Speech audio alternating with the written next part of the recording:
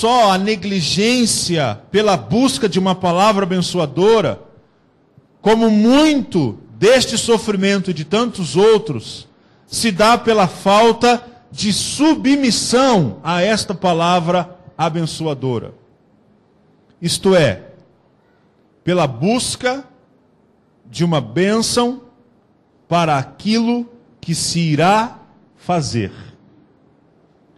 Essa expressão de bênção, de conceder a bênção, caiu em descrédito no nosso contexto sociocultural e evangélico. A palavra bênção, hoje, em nosso meio evangélico e nesse contexto social-cultural, a palavra bênção ela está associada com prosperidade. A pessoa que procura a sua bênção, ela está muito mais interessada em saber como se dar bem em sua vida.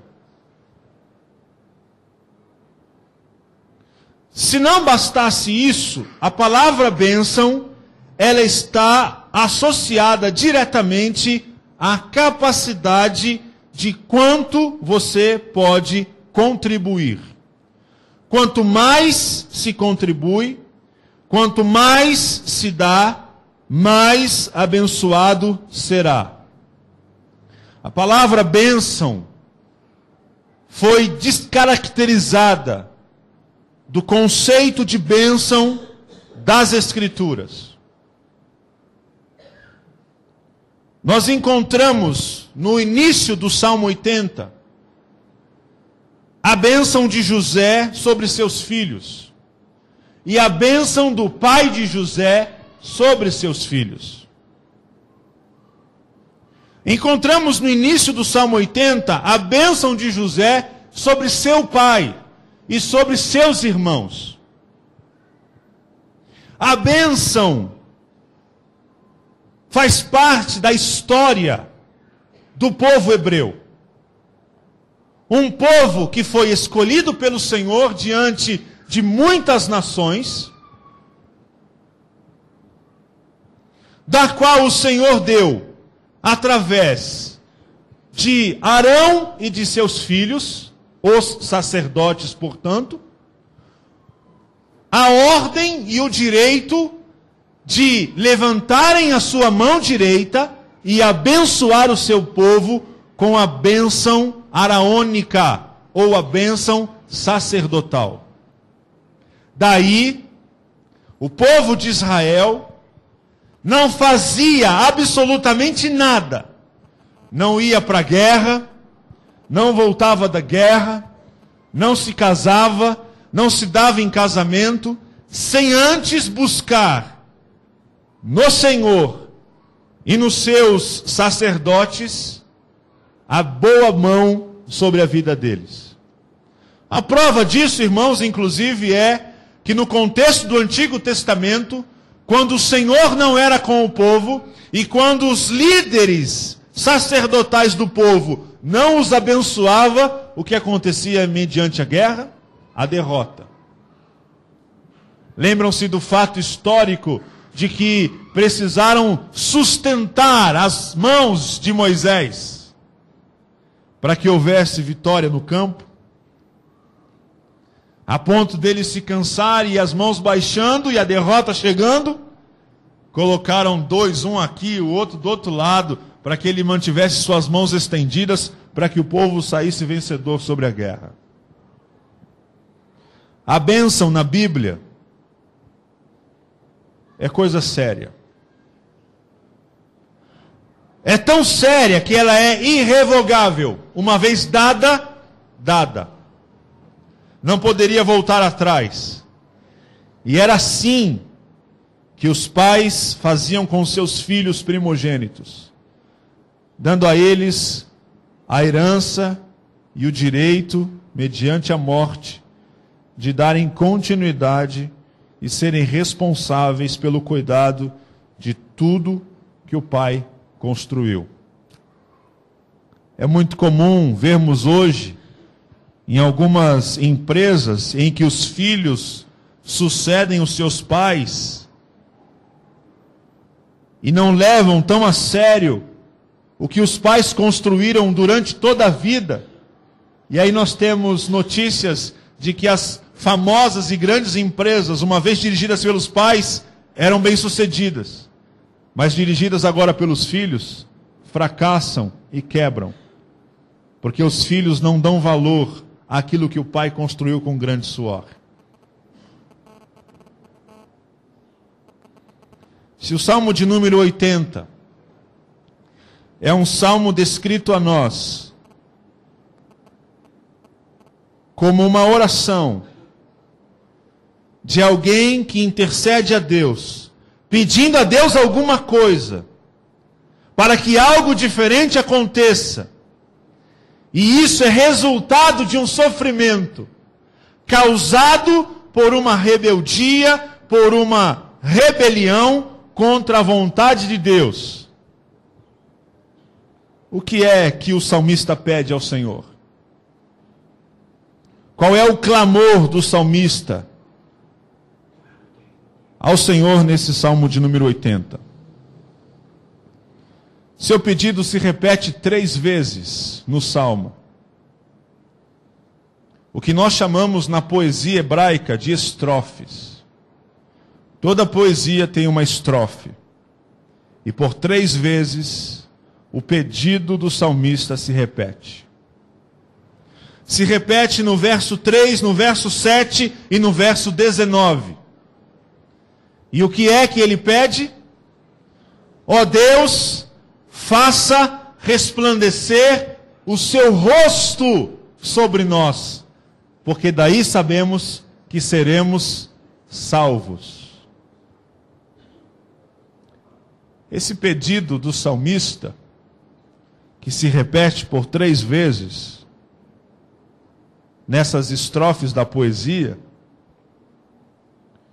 é um pedido que nos remete exatamente ao passado, quando Deus ordena a Moisés, para que Moisés ordene a seu irmão Arão e a seus filhos, os sacerdotes, os levitas, para abençoarem os filhos de Israel. E aí eu quero convidar você a ler comigo a oração araônica. Números, capítulo de número 6.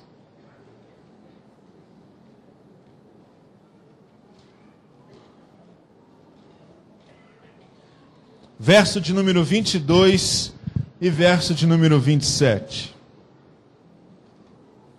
De 22 a 27, desculpa.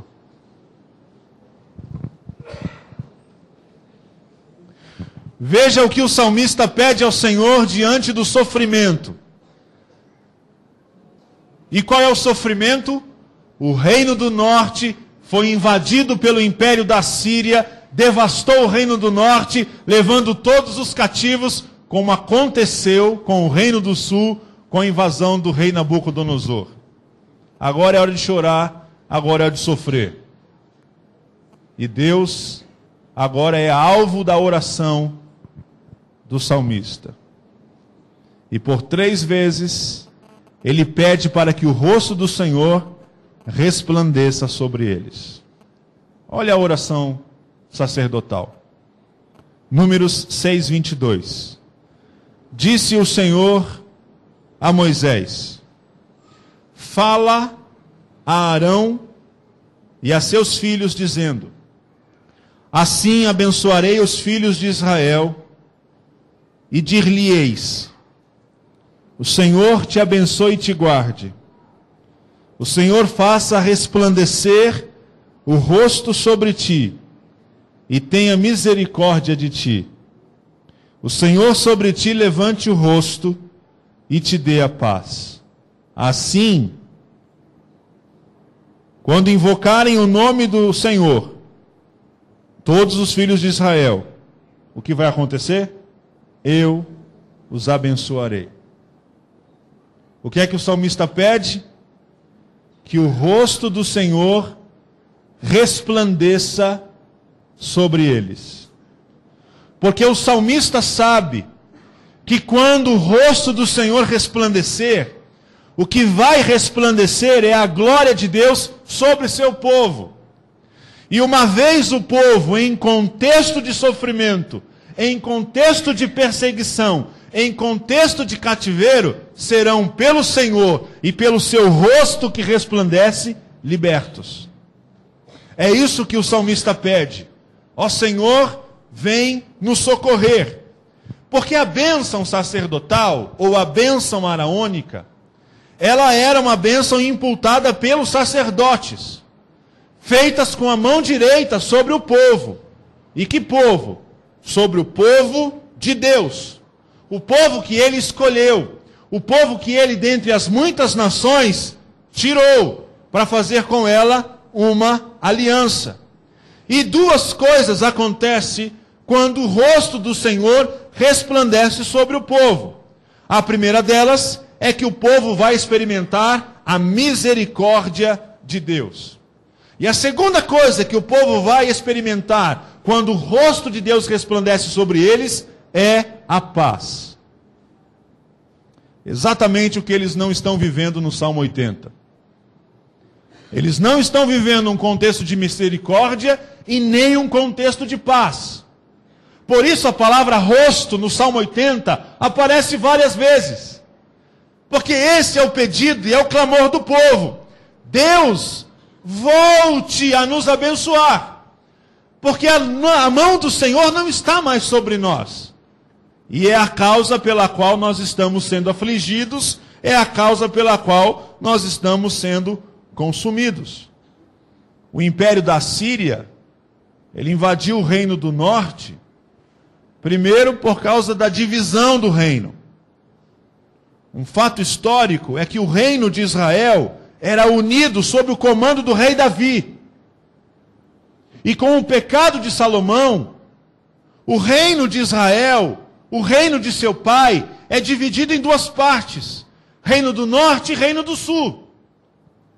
As 12 tribos de Israel, que estavam assentadas direitinho, cada tribo com a sua porção de terra, agora se divide, 10 delas vão embora para o norte. 2 ficam no sul, que se juntam e formam o reino de Judá. E as 10 do norte formam o reino de Israel. A Babilônia invade o sul, e a Síria invade o norte. A invasão do norte não é só pelo fato da divisão do reino de Davi.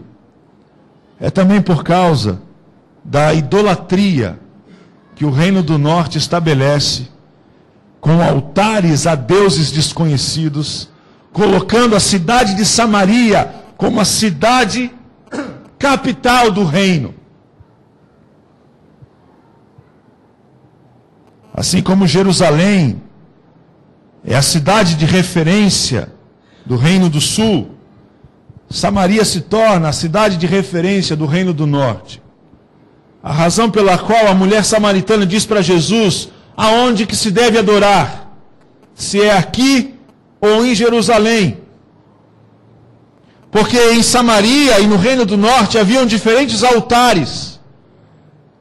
Porque Jeroboão proibiu as tribos do norte de migrarem para o reino do sul para adorarem no templo em Jerusalém.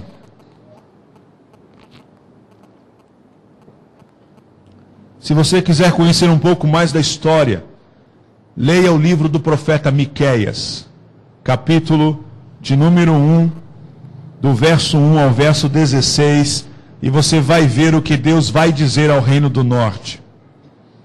A Babilônia invade o sul, a Síria invade o norte. A razão pela qual o povo está assolado, e qual é o desespero do povo? A mão de Deus não está mais sobre nós.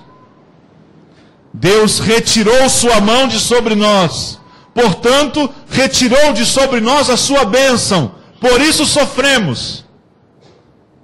Só que eles se esquecem que sofrem por causa da rebeldia de seus corações e da idolatria, de trocarem o Senhor da glória por outros deuses, estabelecendo altares dos mais diversos há cultos pagãos dos mais diversos em diferentes lugares do Reino do Norte. Na hora do desespero e do sofrimento, de quando parece que a mão do Senhor não está mais sobre nós, só tem uma coisa a fazer: se humilhar diante do Senhor e esperar pela sua resposta.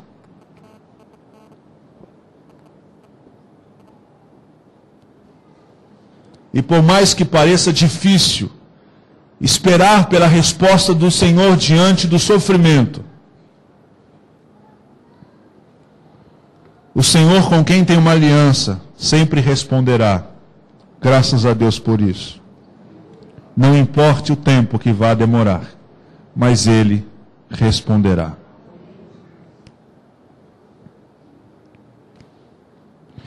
Veja que na bênção sacerdotal de Números capítulo 6, do verso 22 ao verso 27,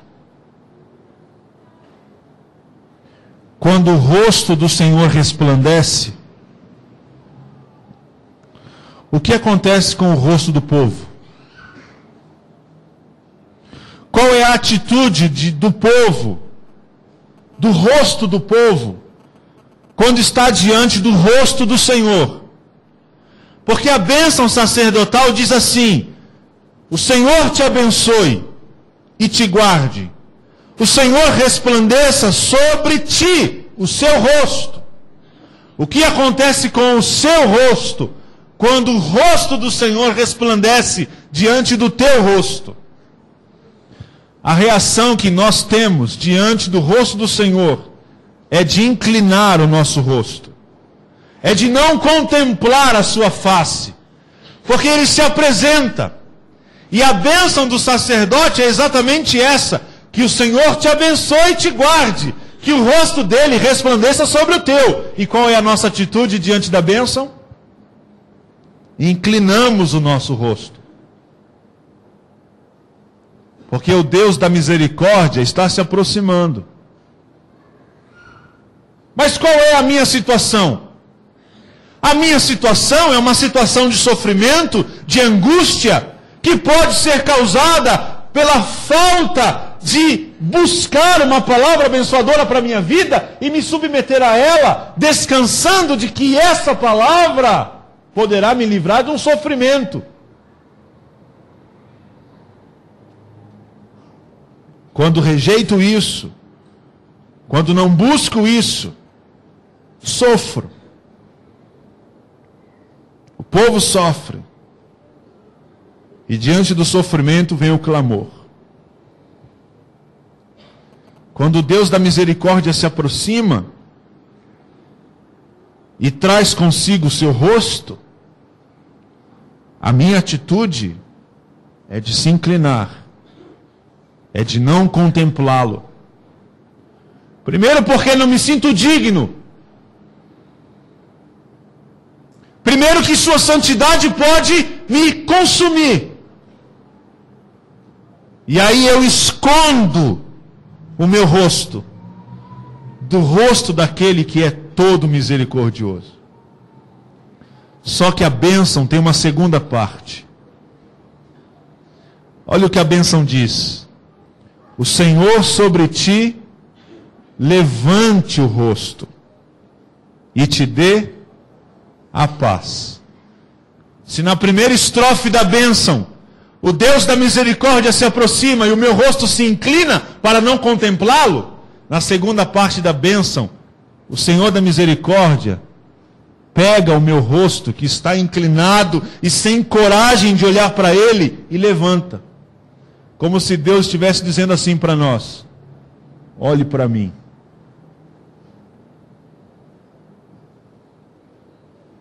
Olhe para mim. Olhe nos meus olhos. Eu vou te dar o que você não pode comprar e que ninguém pode te dar. Eu vou te dar o que você não tem. E sabe o que você não tem? a paz.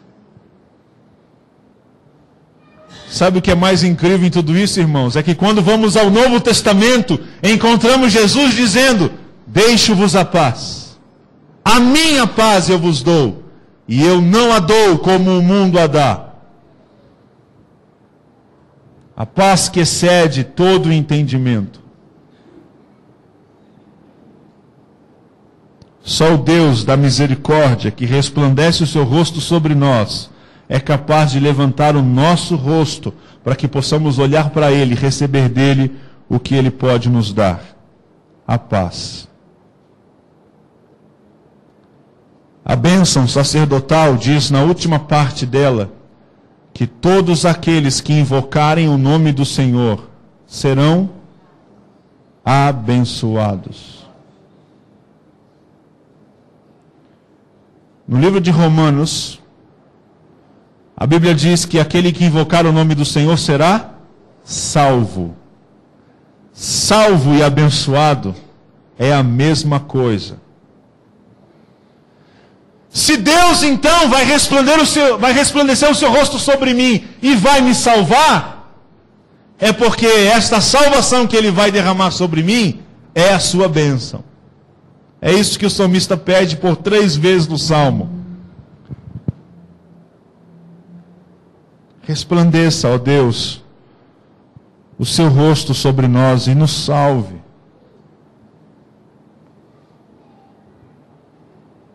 Irmãos, não há paz em meio à insubmissão. Não há paz em meio à rebeldia do coração. Não há paz em meio a um povo que busca seu próprio destino. Um povo que busca o seu próprio destino não é um povo que vive em paz.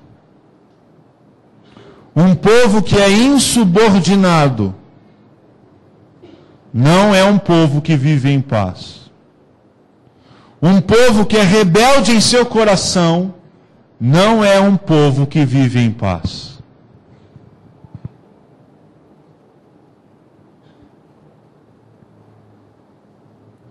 Ó Deus, resplandece o teu rosto sobre nós e nos salve.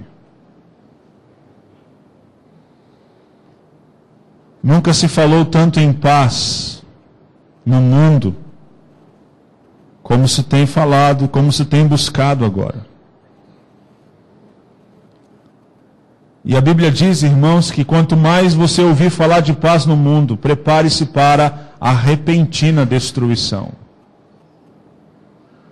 Porque uma das propostas do anticristo é estabelecer uma falsa paz no mundo, para depois romper com ela e estabelecer exatamente o seu reino de iniquidade. Estes que buscam viver em paz, e que buscam viver em paz, ou que buscam a sua felicidade sem a pessoa de Cristo, vivem uma falsa paz e uma falsa alegria. Aqueles que buscam o destino do seu próprio coração, sem considerar o que Deus tem para a tua vida, vivem uma falsa esperança, uma falsa alegria, um falso destino. E na sociedade moderna, chamada e conhecida como pós-moderna, é o que mais a gente escuta hoje. Seja feliz. O que diz o teu coração? O que você está sentindo? Ouça o teu coração. Seja feliz.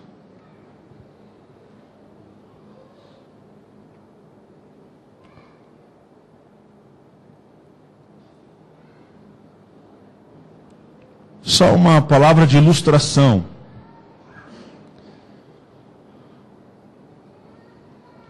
Vocês sabem que a cantora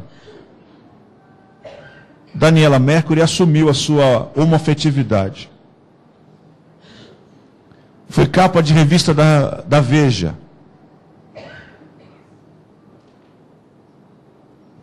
E dentro da revista tem a entrevista com ela, de como foi que ela assumiu a sua homoafetividade. Se foi fácil ou se foi difícil. Ela respondeu dizendo que aquela não era a primeira relação homoafetiva dela. Ela já teve uma outra relação homoafetiva antes do casamento. Porque ela também foi casada com uma relação heterossexual. E ela exatamente deixou o marido por conta desse amor por uma outra mulher. Isso foi veiculado na revista nacionalmente. E ela ligou então para o pai dela.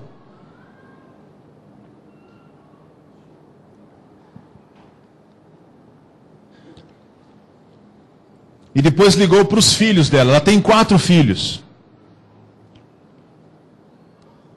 2 filhos adotivos e 2 de um relacionamento de casamento. E ela foi dar a notícia. Ela estava em Portugal. E ela ligou de Portugal para o pai para dar a notícia. O pai disse: minha filha, não entendo isso. Mas você não deixará de ser minha filha por causa disso. Mas eu não entendo isso. E aí ela diz: pai, o senhor não precisa entender. Eu só estou te comunicando. E eu só estou dizendo que também te amo. Ligou para os filhos. E disse para uma das filhas: filha, estou assumindo isso diante do Brasil e do mundo. E a filha responde para ela assim: mãe, a senhora está feliz? Ela responde para a filha: filha, feliz como nunca estive antes. Porque inclusive a Malu passou a ser inspiração para a minha vida e para as minhas músicas. E a filha então responde: se a senhora está feliz, não há problema. E a revista traz várias outras reportagens, inclusive de uma esposa de pastor, que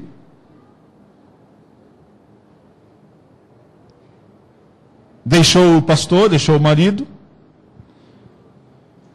para se unir com uma outra mulher. E a revista traz uma série de outras histórias com essa ênfase. Se você está feliz, não tem problema. O que importa é a tua felicidade. Esse é o pensamento do mundo moderno. Porque não importa o que diz a Bíblia. O que importa é se você está feliz.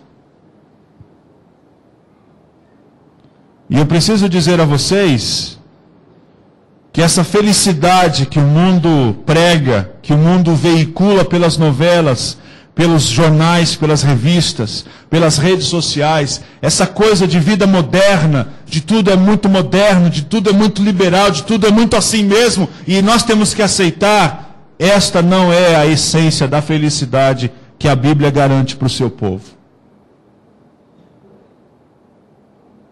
Por isso não há paz, e nem há felicidade, em meio à insubmissão, em meio à rebeldia, em meio a um povo que busca seu próprio destino. Só que há um problema. O problema é que nós estamos distantes do Salmo 80 e distantes desse mundo, do sacerdote, da impetração, da bênção de Deus sobre o seu povo, até porque nós não somos israelitas. Qual é a bênção que está sobre nós? Qual Qual é a boa mão que está sobre nós, se não é esta boa mão, e se não é esta a bênção de Arão sobre nós? É a bênção de uma nova aliança. Embora não sejamos israelitas, olha o que diz o Evangelho de João, meus irmãos, no capítulo número 1.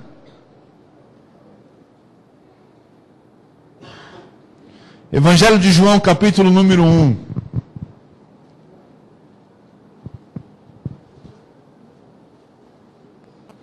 Verso de número 10.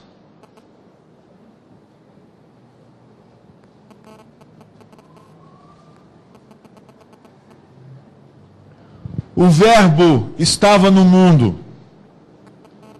O mundo foi feito por intermédio dele. Mas o mundo não o conheceu.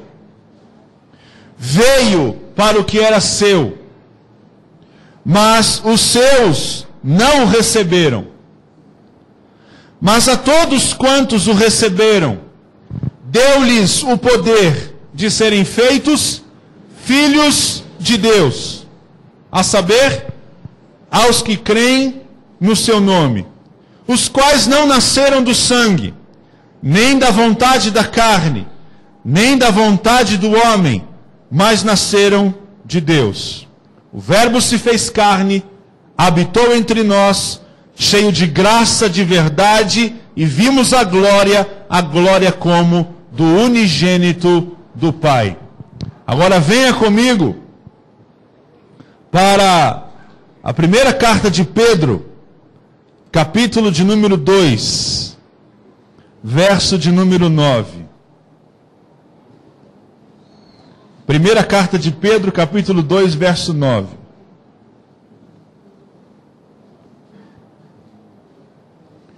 Diz assim o texto: Vós, porém, sois raça eleita, sacerdócio real, nação santa, povo de propriedade exclusiva de Deus, a fim de proclamardes as virtudes daquele que vos chamou das trevas para a sua maravilhosa luz.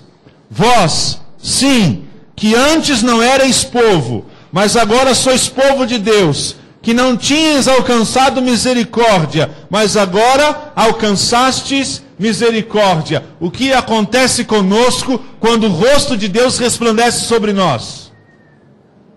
O Deus da misericórdia derrama sobre nós a sua misericórdia, porque nós não a tínhamos. É o Deus quem levanta o nosso rosto e nos dá o que nós não tínhamos, a paz que excede todo entendimento. Portanto, não há misericórdia e não há paz numa ação de insubmissão, numa ação de rebeldia, numa ação de um povo que busca seu próprio destino, que ouve o seu coração, em que a ordem, a palavra de ordem é: seja feliz. O que o Salmo de número 80 tem a ver com a gente?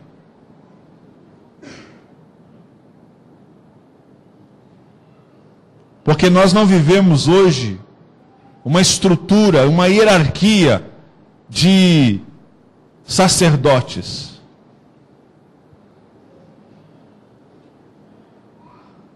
Porque o texto de Pedro que acabamos de ler diz que vós sois um reino de sacerdotes. Se era o sacerdote no passado quem estendia sua mão direita para abençoar,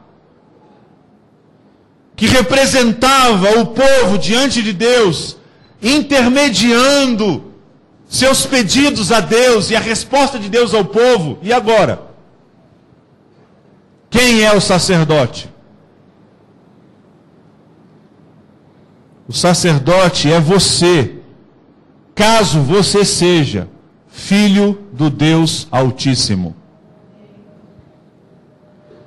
Quem há de impetrar a bênção sobre a vida de alguém é você, caso você seja Deus, filho do Deus Altíssimo.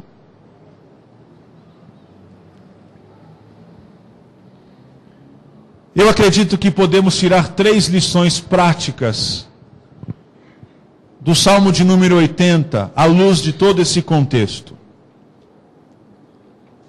A primeira lição é a seguinte: embora nós não vivamos no tempo sacerdotal do Antigo Testamento, a palavra de bênção do pastor e da liderança da igreja pode impedir você de sofrer.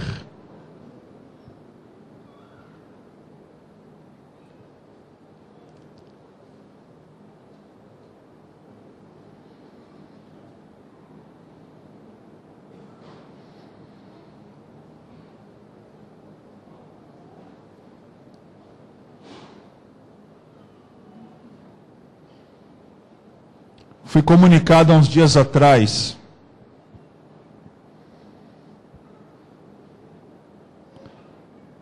que um casamento que celebrei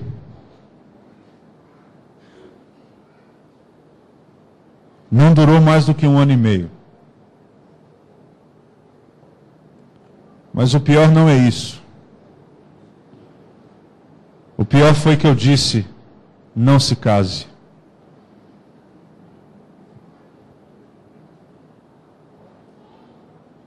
E quando eu disse não se case, foi uma confusão.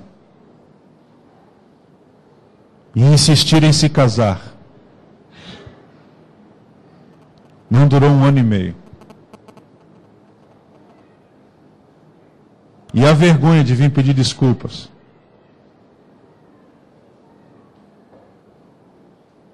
E a vergonha de procurar de novo e dizer: eu deveria ter te ouvido.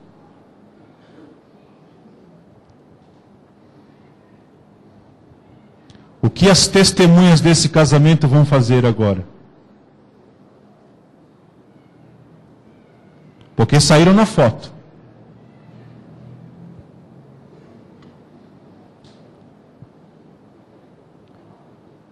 Escreva isso.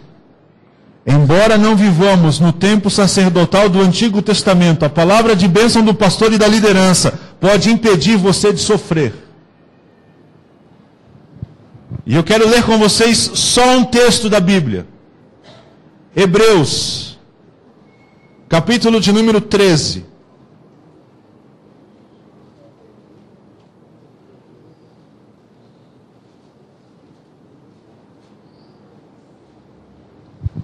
Verso de número 7 e verso de número 17.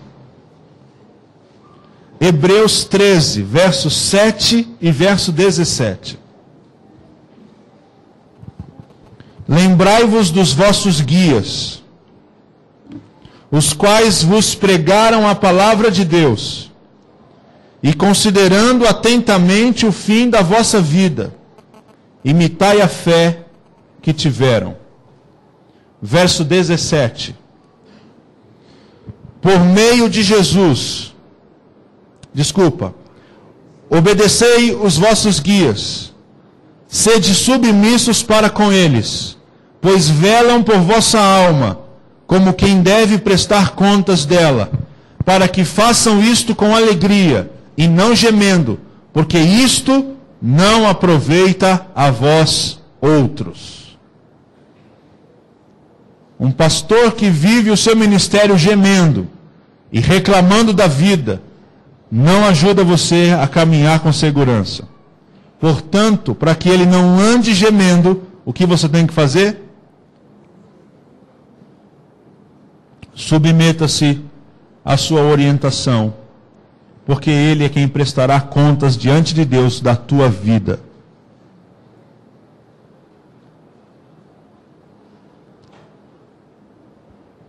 Segunda lição que podemos extrair do Salmo de número 80 para a nossa vida. Diante do sofrimento e da oração por socorro, é preciso lidar com o silêncio de Deus na esperança de sua resposta. Aonde que nós temos a resposta da oração do salmista do Salmo 80? Não a temos, só temos a oração. Ó Deus, resplandeça o seu rosto sobre nós e nos salve. Aí você vai ler a história o que aconteceu com o Reino do Norte? Continua sem a bênção de Deus, porque a bênção de Deus está sobre o Reino do Sul, sobre a tribo de Judá, sobre a casa de Davi.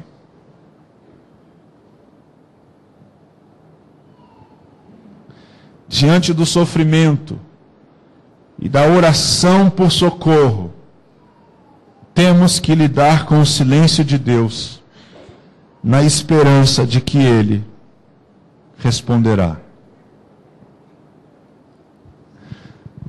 Abra sua Bíblia, por favor, em Isaías, capítulo de número 59.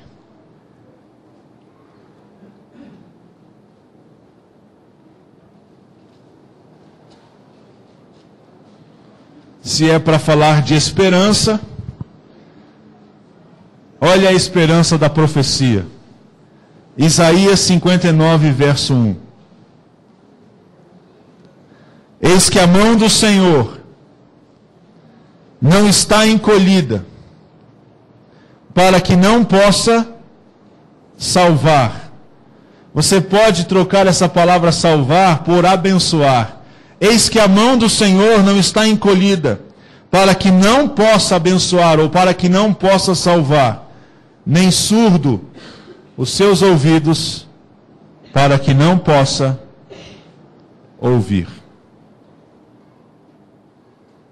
Mas tem um problema. Abra sua Bíblia comigo em 1 Pedro capítulo 3.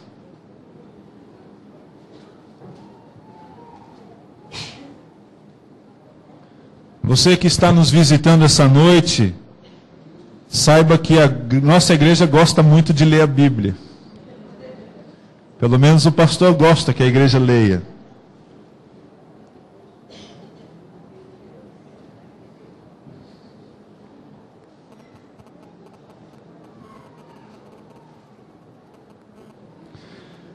Mas tem um problema. A mão do Senhor não está encolhida para que não possa salvar, nem os seus ouvidos surdos para que não possa nos ouvir, não é verdade? Mas tem um problema. Verso de número 7. Maridos, igualmente vivei a vida comum do lar.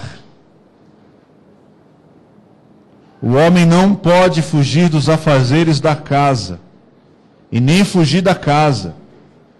Maridos, igualmente vivei a vida comum do lar, com discernimento, tendo consideração para com a vossa mulher, como parte mais frágil.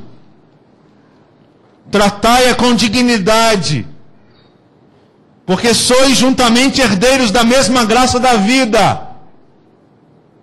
para que não se interrompam, ou para que não sejam impedidas as vossas orações. Meninas, quem vai orar por você? Ao pé da sua cama.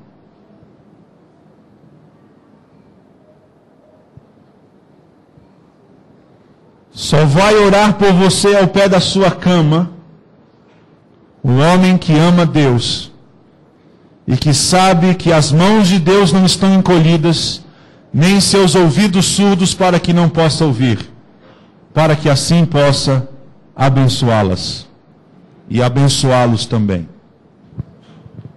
Por isso não há paz, não há alegria, não há felicidade, não há esperança em meio à insubmissão, rebeldia e em meio de um povo que busca seu próprio destino. Terceiro, toda oração de arrependimento e de confissão traz de volta a consciência da comunhão. O povo, no Salmo 80, está destruído e aflito. O salmista, através da poesia, expressa a Deus a sua oração pedindo que o seu rosto se resplandeça sobre eles, para que possam ser salvos daquela situação. Toda oração de arrependimento e de confissão traz de volta a consciência da comunhão. Abra sua Bíblia em Tiago, capítulo de número 5.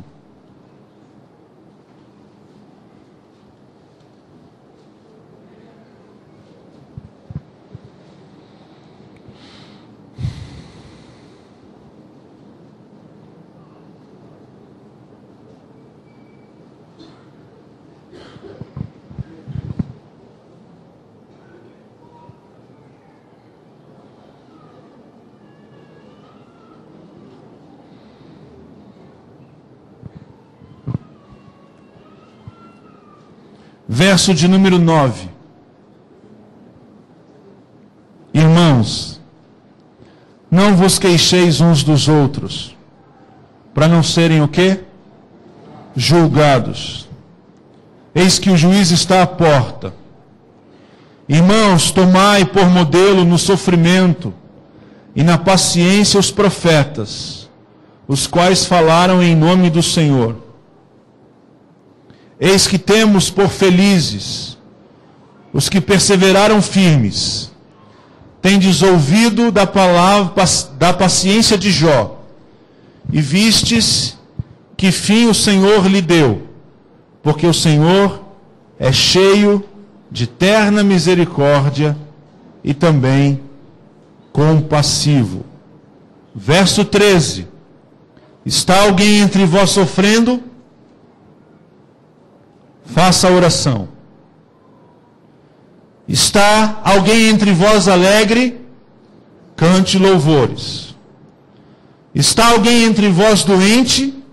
Chame os presbíteros da igreja, e estes façam oração sobre ele, ungindo-o com óleo em nome do Senhor. E a oração da fé salvará o enfermo, e o Senhor o levantará, e se houver cometido pecados, ser-lhe-ão perdoados.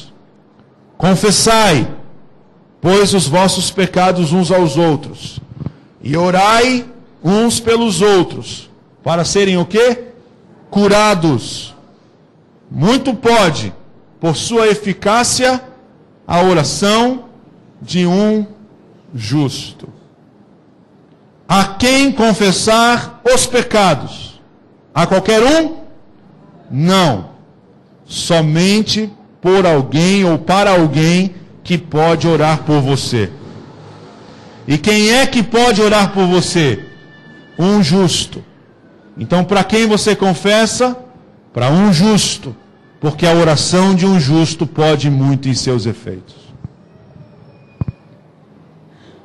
Que Deus nos ajude, irmãos, a sermos um povo que não busca o seu destino. Que Deus nos ajude a sermos um povo submisso, que não escute a voz do coração, mas que busque na palavra de Deus e na palavra dos homens de Deus uma palavra abençoadora, para que sejamos poupados do sofrimento que o nosso próprio pecado, que o nosso próprio destino poderá nos causar. Que Deus nos livre de um ato assim, e que Deus nos conduza num caminho aonde possamos desfrutar do seu rosto que resplandece sobre nós, que derrama sobre nós a sua misericórdia e nos dá uma verdadeira paz que nada e nem ninguém, que dinheiro algum no mundo é capaz de pagar. A paz que excede todo o entendimento. A paz de Jesus. Que a graça do Senhor, que a sua misericórdia e que a sua paz seja com você. Amém. Vamos orar? Abaixe sua cabeça, vamos orar.